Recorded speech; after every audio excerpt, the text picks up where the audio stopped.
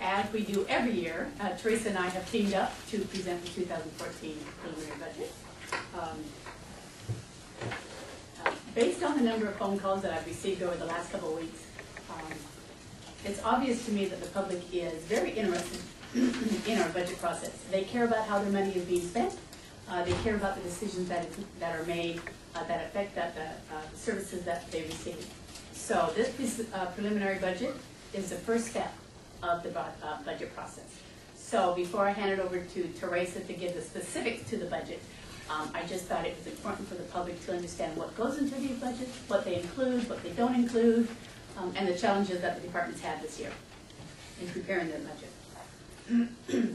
In July, our office provided each department their budget worksheets, and the commissioners sent out very specific guidelines and instructions for how regarding these budgets.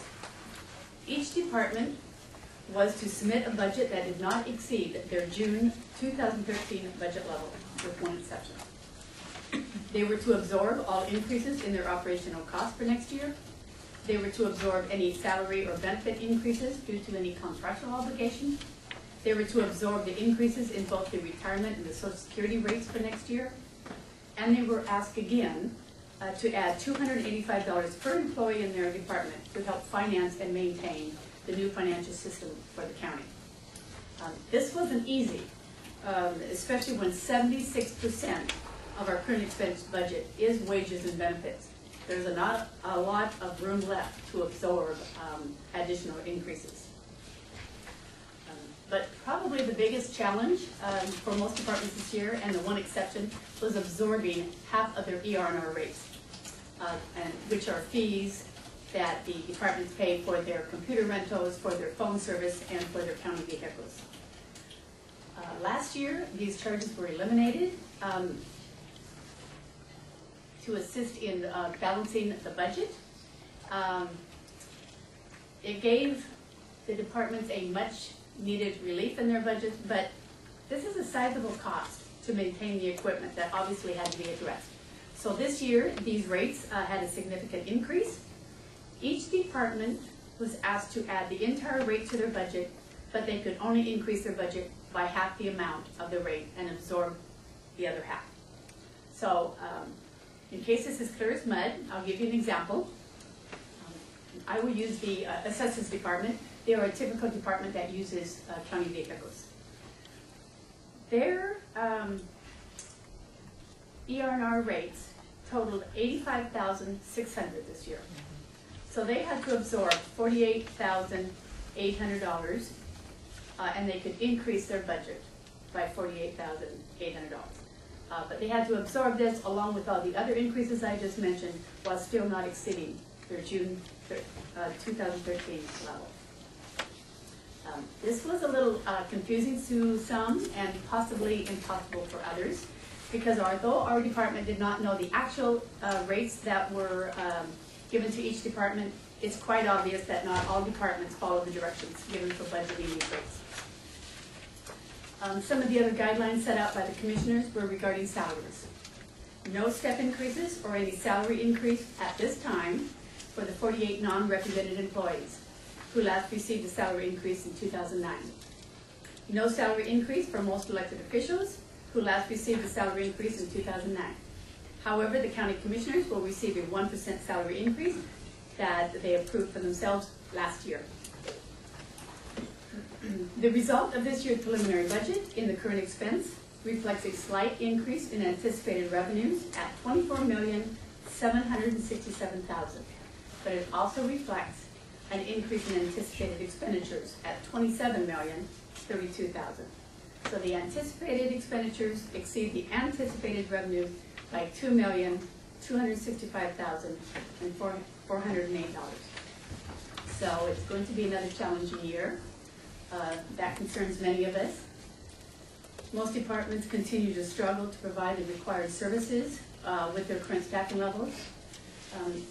With the exception of, I believe, 4 sheriff's positions, 2 court security, 1 public indigent defense position, and the hours restored in central services. Other departments that had reductions in 2009 have not been addressed, nor have they added staffing. So it's difficult for most departments to imagine further reductions because it's certainly going to impact staffing and the services that we can provide. As we hand the preliminary budget over to the Board of County Commissioners, as always, I encourage the public to get involved in the budget process this year. I'm sure the board would appreciate and benefit from your suggestions on and what's important to you as you decide the priorities for our county, and you work toward balancing and adopting a strong and sustainable budget. So with that, I'll turn it over to Teresa, our Chief Finance Manager.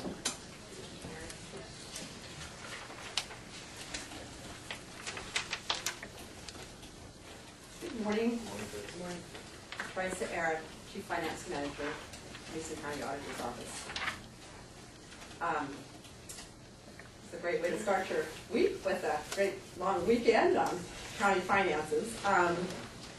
The special fund budgets and 2014 requests are all $53.5 million are in balance. So they comprise, over half of that is just their cash investment balance. On page 4 is a recap of the county road. So most of the discussion, or most of the presentation, all of the presentation is going to be on the general fund and current expense. That's where most of the county is work and operates. The public health, utilities that are special businesses and enterprise funds, and the county road are separate funds.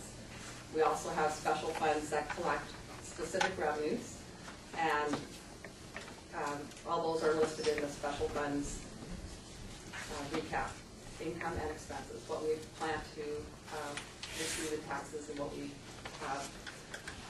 plan to spend, and those are what's encumbered. The current expense fund, as Karen stated, is gone up over $1 million in expenditure requests, $27 million, while the general fund or current expense income is the same, $25 million, as it has been for quite a long time. That income has changed as far as where we are receiving the money, but the amount that we collect per year is still at about $25 million.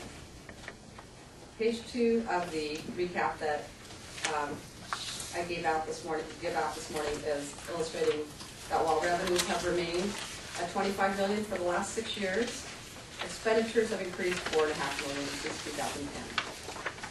2009 was the first year after making major budget reductions and layoffs that we actually spent within our current revenues in years. And even without the $1 million or so in ER&R budgets, since we are not privy to and know exactly what everybody was given for ER&R budgets, our current 2013 budget still has a $1.7 million difference. The 2013 actual revenues are anticipated to be slightly higher than budgeted. I think they will still be about $25 million instead of $24.7 million. And the actual expenditures will be lower due to job vacancies, as Karen stated. On page 8 is a recap of where our general fund is spent, and 76% is salary and wages.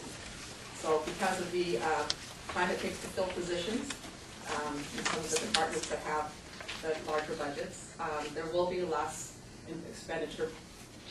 And you usually have at least $1 to $1.5 million unexpended budget authority and expenditures in current expense every year. That's pretty standard. Staff reductions made in 2009, like Karen has already spoken to, and certain departments, assessors, auditors, treasurers, facilities, clerk, DCD, parks, probation, have not been restored except for the ones that she mentioned. 43% of our $25 million in our general fund is received in property taxes. 13% is in sales tax, and then there's 4% in criminal justice and other taxes and entitlements that we receive. There's a breakout on page 4 of where our money does come by function of government. Half of the property taxes, I think it's something I speak to all the time, are sent directly to the state schools. So if you pay $2,000 a month, $1,000 of that goes right to state schools. The collections for the 2012 year, there was 12% in property taxes collected for the general fund, 12% for the county road fund, and 12% for the fire districts. And the general fund or current expense, as probably are aware, functions for all public safety, all judicial, and the assessor, treasurer, and auditor's office, and clerks all do functions for that are mandated for the citizens in many areas. Our current expense tax levy at this time is at $1.25, and the current expense, or the county road levy is at $1.31. Any adjustments that are made as far as taxes and or taxes that are voted on take some time to realize. They're not realized right away. It could be halfway or towards the end of next year before that would happen, due to the process in which that happens. Very few budget adjustments and changes have been made in the last 5 years. I mean, we had one adjustment so far this year, and we used to have a lot. I mean, there were budget adjustments that were made. Sometimes in 2009, we started advertising for a budget adjustment right away. So I think that is a good thing, but it is really difficult right now with the departments who have been asked, and most of them have worked really hard to comply with the commissioner's request to stay within their June level for the last 5 years, to continue to do that. This year, of course, we had the change where we did allow departments to increase their budget by half their ER&R rates. Even though we did adopt our budget this year and the last two by using fund balance, cash on hand, I don't anticipate that we'll have to do that this year. I did approximate without any knowledge of any extraordinary circumstances or unanticipated events at almost $7 million fund balance by the end of the year. And right now, our operating is $2 to $2.5 million a month. We have a need for having a fund balance. Not only is it a requisite of the state auditors to have 60 days of operating, but we also have months, we don't collect a 12th of our revenue each month. We have months like this month and next where we'll have $1 million in revenue and $2 million in expenditures. While fund balance has increased and appears healthy at this time, our financial condition and health needs include many factors. Financial conditions include liabilities such as loan and bond payments, and our REIT 1 fund, which collects our excise taxes and can be used for capital improvements, has been budgeted and has not been able to, other than the courthouse renovations, matching monies that we got for a grant in the courthouse, and some other projects. Most of that fund, which used to be over a couple $1 million and now is at about $200,000, has been utilized to pay the bond payments for the Third and Pine Sheriff Building and the Building 8 loan that we have to Public Works. Right now, there's not enough money in that fund to even transfer for next year's bond payment. We have seen an increase in our excise and taxes of 12% over the last couple of months, but that has only realized about $30,000. So that is a positive sign, though, that tax is increasing, but it doesn't realize that much to make for the liability. So what will happen is if we don't have enough money in that fund, is that we will make that out of our current expense fund balance or cash on hand. The same with our leave liability. We have almost $3 million in vacation and sick leave liability at the end of the year for the current expense employees. And at this time, we are paying that out of our general fund because there isn't any money or resources left in the accrued leave fund.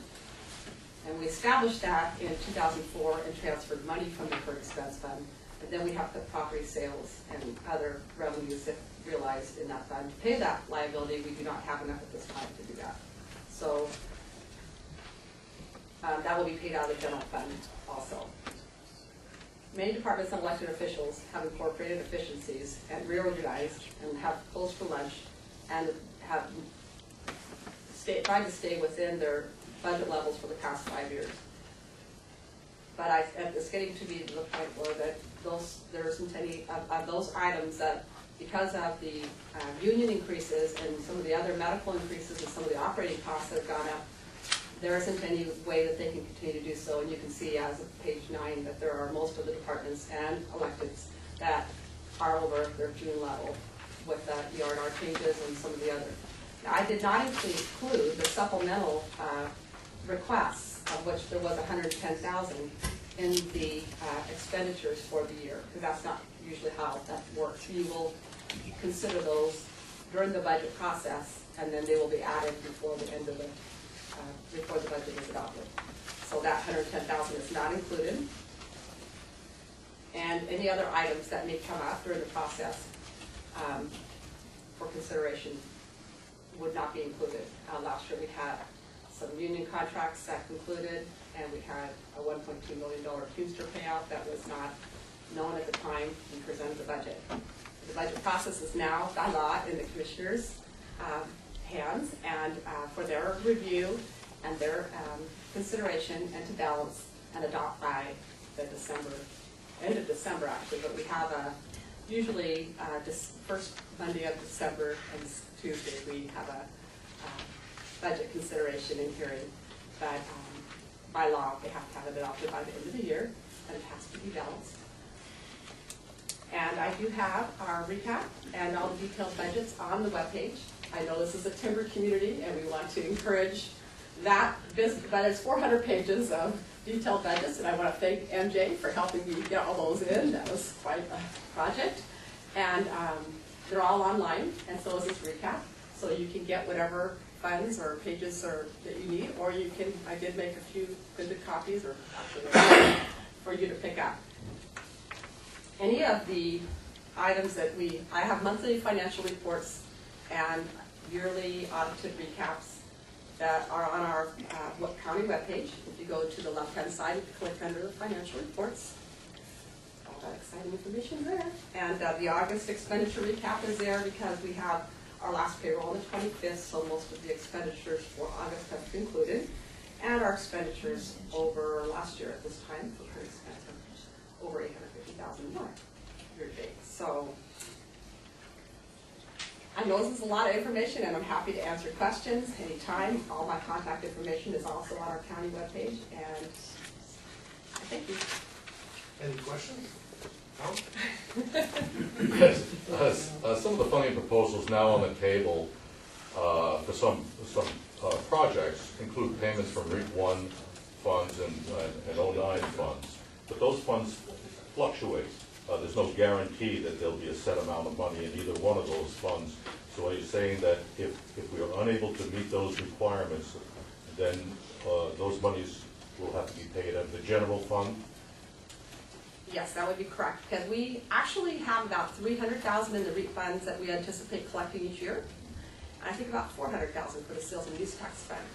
And where those funds a few years ago had several $1 million, now they've just got $200,000, or well, it's on the webpage too, that how much they have cash on hand each month. It doesn't reflect any obligations we have. Like at this time, we have a $125,000 obligation to the city on the sales and use tax fund for the year 2025 for the sewer infrastructure, and any other commitments we've made at this time would have to continue to be paid, whether it's renovations or, and that's why I was talking about financial condition, because that doesn't clearly reflect if we have issues with our jail facilities or other things that need to be addressed. And if there isn't money in REAP 1, REAP 2 is used for parks, roads, infrastructure, and not for capital projects for the general government.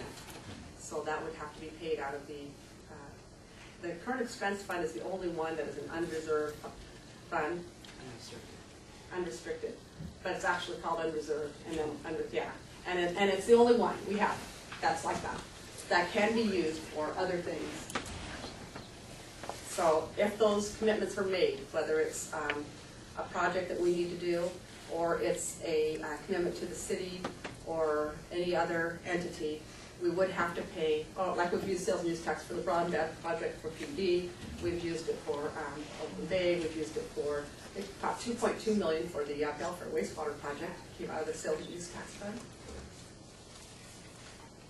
And the proposed items right now in the sales and use tax budget are for consideration by the commission. If they choose to not fund, that's one of the, I have had an ongoing dialogue with departments on when they have something that's in their budget or in this budget, REAP or sales and use tax, and it's no longer, then it's not a commitment that commissioners can make before they adopt the budget.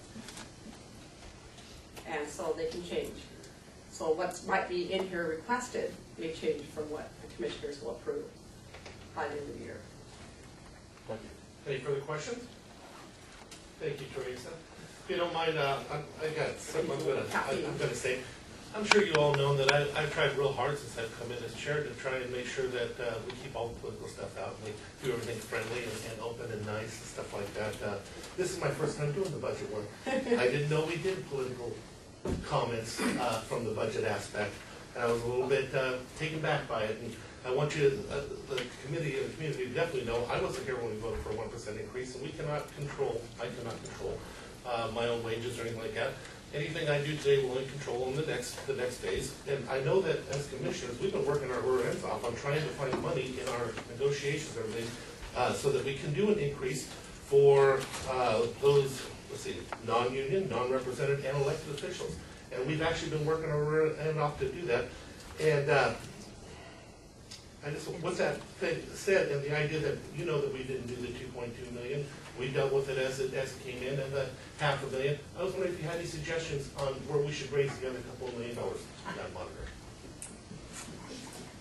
I don't think I gave any, my thoughts this morning were based on fact. They were not suggestions for the commission, but I'd be happy, you know, and I hope all the departments can as a whole get together and talk about some suggestions and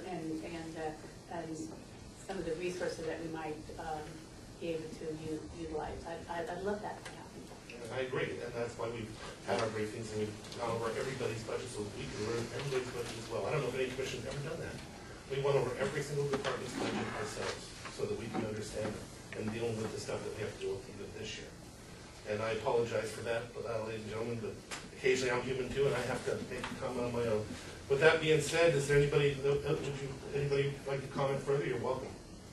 Hearing none, I will go ahead. I'd like to make a comment. I just wanted to remind folks, this is the preliminary budget. This is the first crack at it. This is just kind of the reality check. It's by no means anywhere near final. There are three legs of the county stool regarding budgets: revenues, expenditures, and then services. All three of those need to be looked at, and all three of them need to be balanced to provide best services within our means. And like he said, we work hard, and we will be working hard to make sure that this is a thoughtful budget that is balanced with a good ending fund balance. And my hope and my commitment is to make sure that our ending fund balance does have some parameters around it. So it's just not cash sitting there in people's minds. Hopefully, we'll all know 1 million is reserved for this, 1 million for that, et cetera, et cetera. So it sounds like a lot right now. 7 million, wow. Well, and you're right, you can restrict it, and we do have, like, there's 100,000 in our homicide, new department in our fund, since all we've been doing is transferring money to that fund, we're no longer going to use that legal reserve and use the current spend. You can restrict money for leave payouts or for hump or any other payouts, and that's different than the unassigned. It's all unassigned, and then you can restrict it. Yep. Okay. So, you know, we've had the Department of Public Works work really hard to work through our ER&R rates and that whole schedule of payments so that every department knows what vehicles they're replacing, what vehicles they're paying for. Everybody's been working really hard to make sure that we know exactly what's going on inside this budget and how your expenses are determined regarding interdepartmental things. And I just want to thank everybody for the work they've done over these last 8 months, 9 months now, to help us understand and to work within, you know, I feel like the mantra has been, just because we did it before doesn't mean we have to do it that way again. And I appreciate your suggestion that we do get together and brainstorm around this. I know it's a tough thing because we all want to protect our own department, so it's really hard to brainstorm openly and freely, especially in an open public meeting. You folks in the public need to know that. It's really hard for a staff member to come in here and maybe brainstorm around some ideas with the thought that it might show up in the newspaper or on your lips to your neighbor and that sort of thing, thinking just because it came out of their mouths, it is now gospel. It's really hard, but we'll do it. And this will be a very thoughtful budget. And I'm really looking forward to actually kind of having a 3 to 5 year budget pretty quickly, or just estimations. I also just wanted to share that we, as far as what we can increase legally, is only 1% of our property tax, without doing any council-backed actions or the people. Our expenses increase on average for county governments, not us particular, and we'll find out what that number is for us, about 5% every year. So we're constantly on this downward spiral. And we just depend on property sales, and which brings our real estate excise tax, sales and use tax, people buying local so that the sales tax stays in this community, and then hopefully some increased construction. Those are the three things we depend on to be able to increase our revenues without any further councilmatic action. So we're pretty restricted with a pretty solid 5% increase in expenses. So that's my explanations, and those are some comments I had. And thank you very much for all your hard work, the three of you, because I know that is, August is probably one of the toughest months for you folks, and I thank you for it. Yeah, it's been interesting. What I'm trying to do is give you where it is we're spending, like our public safety is 10 to 12 million now, and general government is 6 to 8, the same amount that's coming in, and try to give you like where we spend our money and where is it coming in, and where, where have our actuals been. Sometimes budgets, especially until the 2010 year, were a little bit difficult to gauge what you were actually doing, because the budgets that were passed that were not realistic, as far as the revenues and then the expenditures were based on those revenues. And so what I try to do is give you as much information as possible in a way that's understandable. And I'm happy to continue to help in any way I can. I do know that many counties and entities that have passed 2-year budgets have discontinued because of all the changes, like even year to year, that have to be made. But it doesn't hurt to look long term, because like we were saying, 1% tax is only $88,000. And we've had almost $5 million in expenditure increases in 5 years. And not because of adding staff, You've been a wealth of information. You've been so open every time we try to get any numbers, and it's so appreciated, especially when we come in, especially in the beginning, just trying to take in every little piece we can get and straighten this out on a few things. It's been very helpful. Well, it's a complicated and a large organization. We have, I think our balance sheet I gave the auditors in May for our county is $225 million. So we have a large organization. There's a lot of pieces and things, and I've been really appreciative of the questions and of the communication, because I think that everybody appreciates that. Well, I don't know what I would have done without you, that's for sure. Anything further?